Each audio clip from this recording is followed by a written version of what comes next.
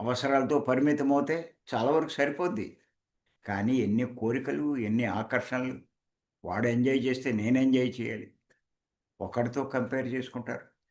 వాడి పిల్లలకి దీనికి ఖర్చు పెట్టాడు, దానికి ఖర్చు పెట్టాడు, గొప్పగా చేశాడు. మనం వాళ్ళో కొంతైనా చేయాలి. ఇయన్నీ భౌతిక ఆకర్షణలు. అలా లక్షలు కాదు, కోట్లు ఖర్చు పెడుతున్నారు. ఆ ఫంక్షన్స్ కానీ, దీనికని, దానికని. అది వాడు చేశాడు, మనం చేయకపోతే ఎలా? వాడు పుట్టినరోజు చేశాడు, మనం చేయాలి. వాడు ఇంకో కార్యక్రమం చేశాడు, మనం ఇంకోటి చేయాలి. మామూలుగా చేస్తారా? ఎందుకురా ఇయన్నంటే, చెయ్యకపోతే ఎలాగా? వాడు చేశాడు కదా! అందరూ ఏమనుకుంటారు? అంటే ఇతరులు ఏమనుకుంటారో అనే ఉద్దేశంతో ఎంత ఖర్చు పెడుతున్నారో ఒక్కొక్కళ్ళు.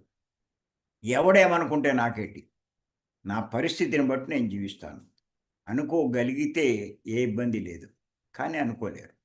తాకట్టు పెట్టైనా, అప్పు చేసైనా ఆ సరదాలు తీర్చుకోవాలి. చివరికి ఇబ్బందుల్లో పడతారు. ఇటువంటి ఊబిలోంచి బయటపడాలి అంటే ఎక్కడ బయటపడతారండి వీళ్ళు?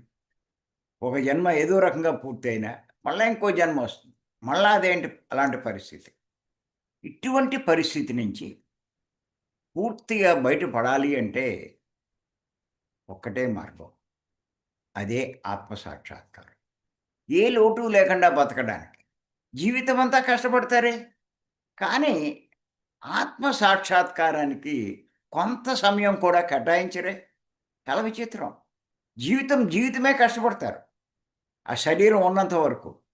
కానీ కొద్ది సమయం ఆత్మ సాక్షాత్కారానికి కేటాయించలేకపోతున్నారు. చాలా విచిత్రం.